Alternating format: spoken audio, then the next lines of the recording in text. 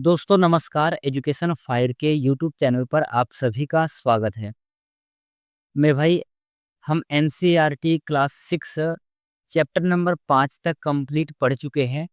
आज का जो वीडियो है, जो आज का यह सेशन है, इसमें हम एनसीईआरटी क्लास 6 का चैप्टर नंबर 6 पढ़ेंगे, जिसमें कि चैप्टर का नाम है नए प्रश्न और नए विचार। सीधी तौर पर स्पष्ट शब्दों में आज की इस वीडियो में हम इस चैप्टर के माध्यम से संपूर्ण बौद्ध धर्म और जैन धर्म के बारे में पढ़ने वाले हैं, है ना? इन दो धर्मों को आज हम डिटेल रूप में पढ़ेंगे, जो कि कई एग्जाम के लिए अपने आप में बहुत ज़्यादा महत्वपूर्ण टॉपिक है। तो चलिए शुरू करते हैं। सबसे पहले एक पैराग्राफ दिया हुआ है जिसमें कि आपको बताया जाएगा कि आज की इस वीडियो में हम कहाँ से कहाँ तक पढ़ेंगे। यहाँ पर देखना, अनघा आज पहली बार अपने विद्यालय की ओर से सैर पर जा रही थी। इसके लिए उसने देर रात पुणे यानी कि महाराष्ट्र से वाराणसी उत्तर प्रदेश की ट्रेन पकड़ी। रेलवे स्टेशन पर अनघा को छोड़ने आई उसकी माँ ने अध्यापिका से कहा, बच्चों को बौद्ध धर्म के बारे में बताने के साथ साथ उन्हें सारनाथ दिखाने भी ले जाइएगा। यानी कि हम बौद्ध धर्म के बारे में पढ़ेंगे, सारनाथ क्या है, कहाँ पर स्थित है, इसके विषय में पढ़ेंगे और जैन धर्म के विषय में पढ़ेंगे। तो टोटली हम पढ़ेंगे। तो सबसे पहले आपका प्रारंभ हुआ है बौद्ध धर्म की कहानी से कि बुद्ध है क्या चीज, किसका नाम बुद्ध है, बौद्ध धर्म की शुरुआत किस प्रकार से हुई है। चलिए टोटल बिल्कुल डिस्कस करेंगे। सबसे पहले बुद्ध की कहानी से स्टार्ट होता है यह चैप्टर। देखिए, बौद्ध धर्म के संस्थापक सिद्धार्थ थे, जिन्हें गौतम के नाम से जाना जाता था, है ना? बौद्ध धर्म के संस्थापक सिद्धार्थ थे, जिन्हें गौतम के नाम से जाना जाता था। उनका जन्म लगभग 250 वर्ष पूर्व हुआ था। ये दो लाइन आप अपने कॉपी में नोट कर लेना, या फिर यदि आपके पास एनसीईआरटी बुक है तो मेरे साथ साथ जहाँ पर मैंने अंडरलाइन किया हुआ है, आप अपने बुक में वहाँ पर पेंसिल से अंडरलाइन कर लेंगे, क्योंकि जो मैंने अंडरलाइन किया हुआ है, यहाँ से प्रश्न पूछे जाते हैं। इसके अलावा बाकी बात जो है वो एक स्टोरी क्रिएट किया गया है ताकि बच्चों को पाठ पढ़ने में आपका इंटरेस्ट जगे, है ना? तो ये आपको याद रखना है कि बौद्ध धर्म के संस्थापक सिद्धार्थ है, जिन्हें कि गौतम के नाम से भी जाना जाता है, और इनका जन्म लगभग 250 वर्ष पहले हुआ था। वस्तुतः जो सिद्धार्थ थे, यानी कि जो भगवान बुद्ध थे, भगवान बुद्ध क्षत्रिय थे तथा शाक्य नामक एक छोटे गण से संबंध रखते थे। शाक्य नामक एक छोटे गण से संबंध रखते थे। भगवान बुद्ध क्षत्रिय थे और शाक्य नामक छोटे गण से संबंध रखते थे। भगवान बुद्ध ज्ञान की प्राप्ति में इधर उधर भटकते रहे, और भटकने के साथ साथ इनको ज्ञान की प्राप्ति कब हुई थी? बोध गया में एक पीपल वृक्ष के नीचे कई दिनों तक तपस्या की, अंततः उन्हें ज्ञान प्राप्त हुआ। तो आपसे प्रश्न सीधी तौर पर पूछेगा कि भगवान बुद्ध को किस स्थल पर ज्ञान की प्राप्ति हुई? बोध गया में। बोध गया ऑप्शन में नहीं है, तो बिहार आपको ऑप्शन में देखने को मिलेगा। और कौन सा वृक्ष था? पीपल वृक्ष के नीचे भगवान बुद्ध को ज्ञान की प्राप्ति हुई। इसके बाद में, ज्ञान प्राप्ति होने के बाद में, गौतम बुद्ध बुद्ध के रूप में जाने गए, है ना? सबसे पहले इनको सिद्धार्थ के नाम से जाना जाता था जब तक ज्ञान की प्राप्ति नहीं हुई थी। सिद्धार्थ, या फिर इसी का नाम था गौतम। इनके नाम से भगवान बुद्ध को जाना गया। जब इनको ज्ञान की प्राप्ति हो गई, ज्ञान की प्राप्ति के बाद में इनको एक नाम मिला, इनको एक अपना पहचान मिला, बुद्ध। तब वहां से जब इनको ज्ञान की प्राप्ति हो गई, तब लोगों ने बुद्ध के रूप में स्वीकार किया। इसके बाद में यहाँ से फिर वे वाराणसी के निकट स्थित सारनाथ गए थे, जहां पर उन्होंने अपना पहली बार उपदेश दिया। तो एग्जामिनर यानी कि पेपर बनाने वाले आपसे प्रश्न सीधी तौर पर पूछेगा कि भगवान बुद्ध का प्रथम उपदेश कहाँ पर दिया गया था? सही विकल्प आपको चुनने के लिए दे देगा। 4 ऑप्शन रहेगा, तो आप किस ऑप्शन को चुनेंगे?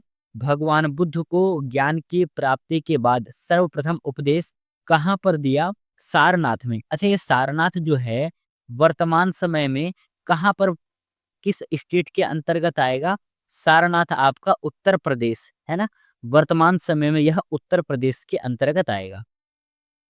चलिए अगला पेज पे चलना आपको।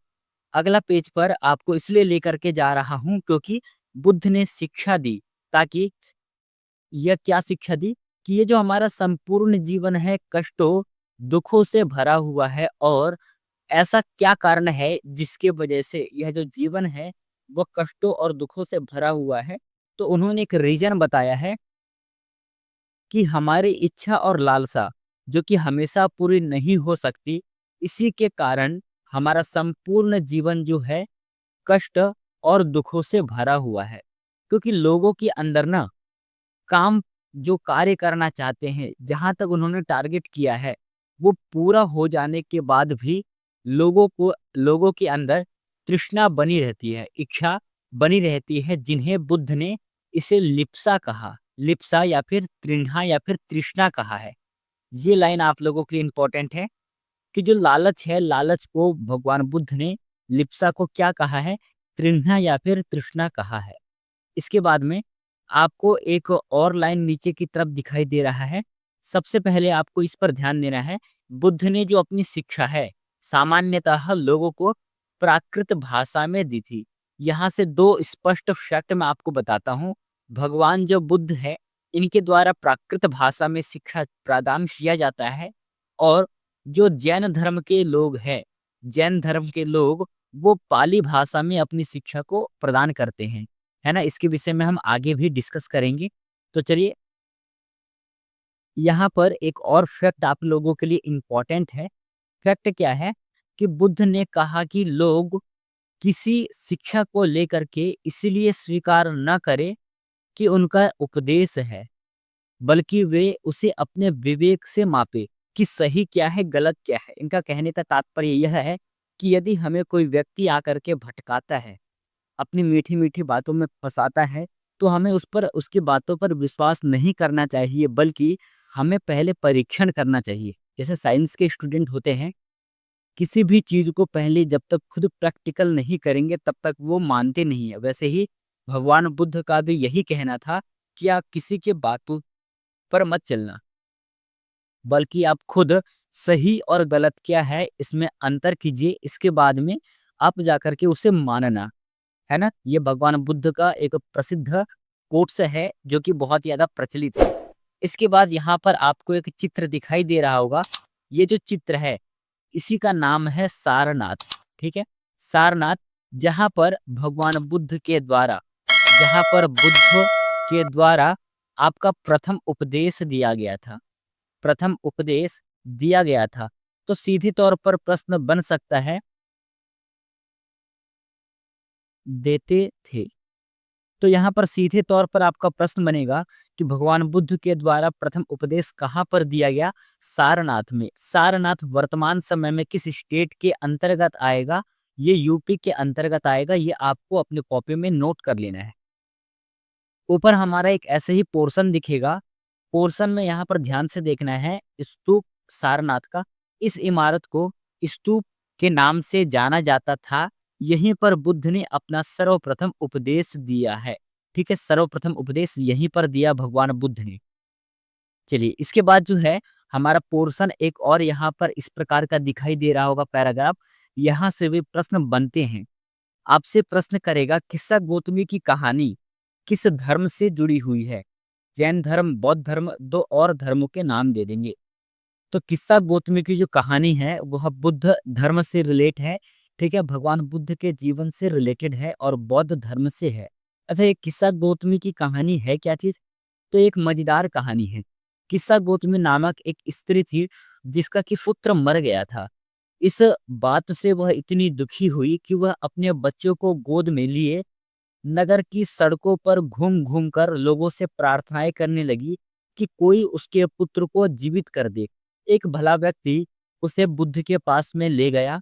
बुद्ध ने कहा, मुझे एक मुट्ठी सरसों के बीज ला कर के दो, मैं तुम्हारे पुत्र को जीवित कर दूंगा। यह एक प्रकार का उसके मन में आशा जगाया कि ऐसा कोई घर हो जहाँ पर कोई मरा ना हो, वहां पर से मुझे एक मुट्ठी सरसों का बीज ला करके दे दो, तो मैं तुम्हारे पुत्र को जीवित कर दूंगा।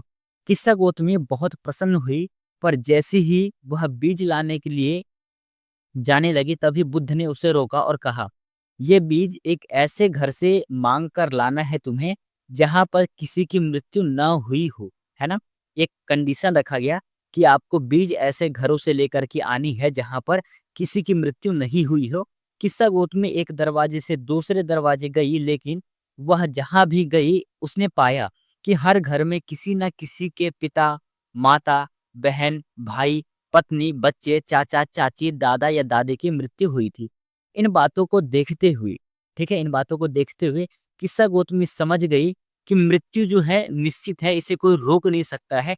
जो आज है, वो कल जो आया है उसको जाना भी है, ठीक है। तो फिर यहाँ पर इनको ज्ञान की प्राप्ति हो जाती है। ये कुल मिलाकर के किस्सा गौतमी की कहानी थी।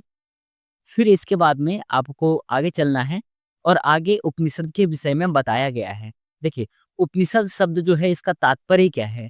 उपनिषद 2 शब्दों से मिलकर के बना है। पहला है उप और दूसरा है निषद। जिसमें कि उप जो शब्द है इसका अर्थ होता है समीप और निषद का अर्थ होता है बैठना। जो समीप बैठ करके विद्या अध्ययन किया जाता था प्राचीन समय में, उसी का नाम था उपनिषद, है ना। चलिए, इससे पहले दर्शन की बात की गई है, भारतीय दर्शन पद्धति। देखिए, भारतीय दर्शन पद्धति में षड दर्शन यानी कि 6 दर्शन का जिक्र किया गया है। अब ये 6 दर्शन कौन-कौन से हैं? सबसे पहला वैशेषिक सांख्य 2, सांख्य और योग 4, पूर्व मीमांसा और वेदांत। वेदांत को ही हम लोग उत्तर मीमांसा के नाम से जानते हैं। तो इस प्रकार से करके भारतीय दर्शन कितने हैं? 6 भारतीय दर्शन हैं। इन 6 भारतीय दर्शन को ही हम लोग आस्तिक दर्शन भी कहते हैं। ये जो 6 दर्शन है इन्हीं को हम लोग आस्तिक दर्शन कहते हैं। कौन-कौन से 6 दर्शन हैं? वैशेषिक, सांख्य, न्याय, योग, पूर्व मीमांसा और उत्तर मीमांसा, जिसे कि वेदांत कहते हैं। अच्छा, जब ये 6 दर्शन है, 6 दर्शन को लिखने वाले भी होंगे, तो 6 दर्शन को लिखने वाले कौन-कौन से थे? वैशेषिक दर्शन को कणाद ऋषि के द्वारा लिखा जाता है, न्याय को गौतम ऋषि के द्वारा, सांख्य को कपिल ऋषि के द्वारा और आपका जाकर के योग दर्शन पतंजलि ऋषि के द्वारा, मीमांसा दर्शन जैमिनी के द्वारा और वेदांत दर्शन व्यास के द्वारा लिखा जाता है। ये 2 लाइन आपके पास यदि एनसीईआरटी है तो नोट करना। एनसीईआरटी नहीं भी है तो आप अपने कॉपी में नोट कर लेना। यहाँ से प्रश्न अधिकांशतः एग्जाम में पूछे जाते हैं, क्योंकि ये जो छोटे-छोटे पैराग्राफ होते हैं यहाँ पर पढ़ने वालों की नज़र नहीं जाती है और एग्जामिनर ये जो लूप होल होते हैं छोटे-छोटे, यहाँ से भी आपके प्रश्न पूछते हैं। फिर आप बाद में कहते हैं कि यार ये तो आउट ऑफ सिलेबस है ना? इसलिए आपको ध्यान देना है, मैं आप लोगों को बता रहा हूँ। आपको ये याद रखना है, जहाँ तक मैं आपको बताऊँ यहाँ पर निशान लगाना है, वहाँ पर निशान लगा लेना। यहाँ से बाहर आपके एग्ज़ाम में कुछ भी नहीं पूछा जाएगा। चलिए, अब हम आगे पढ़ेंगे।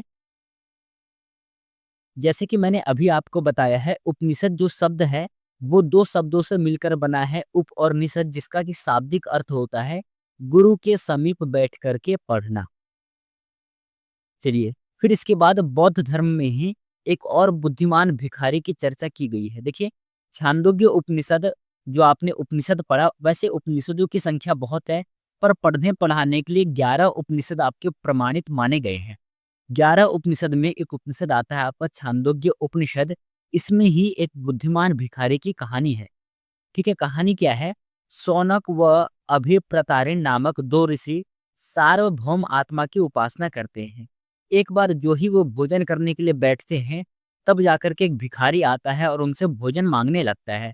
शौनक ने कहा कि हम तुम्हें कुछ नहीं दे सकते हैं। भिखारी ने पूछा, आखिर क्यों? विद्वत जन, आप किसकी उपासना करते हैं? तो अभिप्रतारिण ने उत्तर दिया कि मैं तो सार्वभौम आत्मा की जाकर के उपासना करता हूँ। ओह! तो इसका मतलब अब यह है कि सार्वभौम आत्मा संपूर्ण विश्व में विद्यमान है, यानी कि भिखारी के अंदर भी विद्यमान है, तो आप मुझे भोजन क्यों नहीं देंगे? उनको जाकर के इन वार्तालापों के दौरान अपनी जो प्रश्न है उसका उत्तर मिल जाता है, फिर बाद में जो भिखारी है उसको भोजन दे दिया जाता है। तो यह एक बुद्धिमान भिखारी की कहानी भी छांदोग्य उपनिषद में प्रचलित है। चलिए, इन चर्चाओं में भाग लेने वाले, जो भी ऊपर हम चर्चा कर रहे थे, उनमें भाग लेने वाले पुरुष ब्राह्मण और राजा होते थे। कभी-कभी गार्गी, अपाला, घोषा, मैत्री जैसे स्त्री विचारकों का भी उल्लेख मिलता है। सबसे इम्पोर्टेंट बात यह है कि ये जो चर्चाएँ होती थी, इसमें जो निर्धन व्यक्ति होते थे, जो निर्धन व्यक्ति था, उसमें भाग नहीं लेता था, पर फिर भी अपवाद था, एक सत्यकाम जावालिक नामक कोई व्यक्ति था, जो कि भाग लिया था। देखिए, सत्यपाल जावाल जो था, यह उसकी जो दादी माँ थी, उसके नाम पर ही इसका नाम पड़ा था, जो कि भगवान बुद्ध का, ठीक है? भगवान बुद्ध का प्रिय शिष्य था। गौतम नामक एक ब्राह्मण ने अपने विद्यार्थी के रूप में स्वीकार किया था सत्यपाल जावाल को। इसके बाद में उपनिषद के कई विचारकों का विकास बाद में प्रसिद्ध विचारक शंकराचार्य के द्वारा किया गया। चलिए, अब हम आगे पढ़ेंगे। एक व्याकरणविद यहाँ पर पाणिनि जी का नाम आता है। पाणिनि जी जो कि संस्कृत भाषा के व्याकरण की रचना करते हैं। ठीक है, कब करते हैं? लगभग यही 500 साल पहले। और कुल मिलाकर के इनका जो ग्रंथ है, वो बीज गणित के सूत्रों से काफी मिलते जुलते हैं। और जो इन्होंने सूत्र लिखे हैं, लगभग 300 के आसपास सूत्र लिखे हैं। इसके बाद में हमारा नया पोर्शन स्टार्ट होता है, जो कि आप जैन धर्म के रूप में स्वीकार करते हैं। मैंने प्रारंभ में ही आपको बताया था कि आज के इस सेशन में हम बौद्ध धर्म व जैन धर्म के विषय में पढ़ने वाले हैं। तो बौद्ध धर्म जो था, इम्पोर्टेंट इम्पोर्टेंट हमने पूरा डिस्कशन कर लिया। अब जो है हमारा जैन धर्म पढ़ा जाएगा, जैन धर्म स्वीकार करते हैं। देखिए, जैन धर्म जो है, इसका प्रारंभ लगभग 150 वर्ष पहले जैन धर्म का शुरुआत हुआ था। और कुल मिलाकर के इसमें 24 तीर्थंकर थे। 24वें और अंतिम तीर्थंकर कौन थे? वर्धमान महावीर इस धर्म के अंतिम व 24वें तीर्थंकर थे। यह संघ के लिच्छवी कुल के क्षत्रिय राजकुमार थे। यानी कि बौद्ध धर्म के जो संस्थापक है, वो किस वर्ण के थे? क्षत्रिय वर्ण के थे। कौन थे? गौतम थे। और जो जैन धर्म के वास्तविक संस्थापक है, वर्धमान महावीर, महावीर भी किस वर्ण के थे? तो महावीर भी क्षत्रिय वर्ण के ही थे। ये दोनों ही फैक्ट आपको याद रखना है, एग्जाम के लिए इंपॉर्टेंट है। देखिए, वर्धमान महावीर लगभग 30 वर्ष कड़ी तपस्या के पश्चात, और 30 वर्ष कड़ी तपस्या की, ठीक है? 30 वर्ष की आयु ने उन्हें अपना घर त्याग किया। और 12 वर्ष कड़ी तपस्या करने के पश्चात उनको जीवन में जाकर के ज्ञान की प्राप्ति होता है। ठीक है, ज्ञान की प्राप्ति होने के बाद में इन्होंने जो बल दिया, उन्होंने अहिंसा के ऊपर सबसे अधिक बल दिया था। महावीर का यह कहना था, जैसे एक विद्वान होता है, विद्वानों का नारा है, वैसे ही इनका मानना था। महावीर का कहना था कि सभी जीव जीना चाहते हैं और सभी के लिए जीवन प्रिय है। इसीलिए हमें क्या करना चाहिए? किसी को मारना नहीं चाहिए, हमें किसी की अहिंसा नहीं करना चाहिए। ये कोट्स किसका वायरल हुआ था? ये था आपका वर्धमान महावीर का ऐसा मानना था। ठीक है, और वर्धमान महावीर किस धर्म से थे? ये जैन धर्म के वास्तविक रूप में संस्थापक थे, यानी कि जैन धर्म के 24वें तीर्थंकर थे। चलिए, इसके बाद महावीर ने अपनी शिक्षा प्राकृत में दी थी। यानी कि कुल मिलाकर के जो मैंने प्रारंभ में बताया था कि जैन धर्म और बौद्ध धर्म की शिक्षाएं जो है, वो प्राकृत में दी जाती है। प्राकृत भाषा जो है, आम जो लोग बोलचाल की भाषा में प्रयोग करते हैं, उसी भाषा में शिक्षा दिया गया। सबसे पहले मैं आप लोगों से सॉरी कहूंगा, क्योंकि जब मैं वहां पर पढ़ा रहा था पहली बार, तो वहां पर मैंने आपको पाली कह दिया था। वहां पर आप सही कर लेना, पाली नहीं है, बल्कि प्राकृत भाषा में ही शिक्षा दिया गया था। और इन्होंने जिस चीज के ऊपर सबसे ज्यादा बल दिया था, ब्रह्मचर्य के ऊपर इनका सबसे अधिक बल था। इसीलिए आप यहाँ पर पढ़ेंगे, जो जैन धर्म है, जैन धर्म के 5 सिद्धांत है। ठीक है, जैन धर्म के 5 सिद्धांत है। कौन कौन से सिद्धांत है? अहिंसा, जो कि इनका मुख्य विषय है, अहिंसा, सत्य, अस्तेय, अपरिग्रह, और अंत में जाकर के आपका आता है ब्रह्मचर्य। जैन धर्म के 24वें तीर्थंकर आपके जाकर के वर्धमान महावीर थे। ठीक है, 24वें तीर्थंकर महावीर थे। महावीर से पहले जो आपके 23वें तीर्थंकर तक थे, इन्होंने अहिंसा, सत्य, अस्तेय और अपरिग्रह जैसे सिद्धांतों को इन्होंने लागू कर दिया था। पर वास्तविक रूप में वर्धमान महावीर जब जैन धर्म के 24वें तीर्थंकर और वास्तविक संस्थापक के रूप में उभरे, तो इनका एक प्रसिद्ध जिस चीज के ऊपर बल दिया गया, वो था आपका ब्रह्मचर्य। तो कुल मिलाकर के जैन धर्म के 5 सिद्धांत है, ठीक है? जैन धर्म के 5 सिद्धांत है, आपसे एग्ज़ामिनर प्रश्न करेगा, तो यहाँ पर आपको ये ऑप्शन पे टिक करना है। चलिए, इसके बाद में आपका एक पोर्शन है जहाँ से अधिकांशतः प्रश्न बनते हैं। जैन धर्म, ठीक है? जैन जो है मूल शब्द है जीन और इस जीन शब्द का अर्थ होता है विजेता। जैन धर्म में जो आपको जैन शब्द दिख रहा है, ये जीन शब्द है और इसका अर्थ होता है विजेता। इसके बाद में हमारा आगे चल कर के प्रारंभ होता है। जैन धर्म जो है मुख्यतः इनको समर्थन प्राप्त किसके द्वारा हुआ था? व्यापारियों के द्वारा जैन धर्म को समर्थन किया गया था। किसानों के लिए इस नियम का पालन करना, जो अहिंसा परमो धर्म है, इस नियम का पालन करना कठिन था, क्योंकि बेचारे वो खेती करते थे और खेती में जो कीड़े लगते थे, उनको मारना पड़ता था। यदि वो नहीं मारेंगे तो किसान का फसल खराब होगा। और इनका क्या कहना था कि अहिंसा परमो धर्म, सभी जीव जीना चाहते हैं, हमें हिंसा नहीं करनी है। तो कहीं न कहीं किसानों के लिए ये एक अत्यंत कठिन, बहुत ही ज़्यादा कठिन नियम था, इसलिए किसान जो है इसके संगठन में शामिल नहीं हो सकते थे। इसके बाद में आपके लिए एक और इम्पोर्टेंट लाइन है। वर्तमान रूप में जैन धर्म की शिक्षाएँ लगभग 150 वर्ष पहले गुजरात में वल्लभी नामक स्थान पर लिखी गई। सबसे इम्पोर्टेंट प्रश्न है, जो आपका सीटेट का एग्ज़ाम था, सीटेट का एग्ज़ाम था, एनटीपीसी रेलवे का एग्ज़ाम था, ठीक है? एनटीपीसी आपका रेलवे वाला एग्ज़ाम था। इसके साथ-साथ जो एसएससी जीडी का एग्ज़ाम था, ठीक है? एसएससी जीडी का एग्ज़ाम था, वहाँ पर भी ये प्रश्न पूछा गया है। तो ये 3 एग्ज़ामों में प्रश्न पूछा जा गया है, तो आप समझ लेना कितना इम्पोर्टेंट है। इसके बाद में संघ, संघ क्या था? संघ का अर्थ होता है घर, ठीक है? यहाँ पर संघ का अर्थ है घर। जितने भी बौद्ध धर्म के चाहे जैन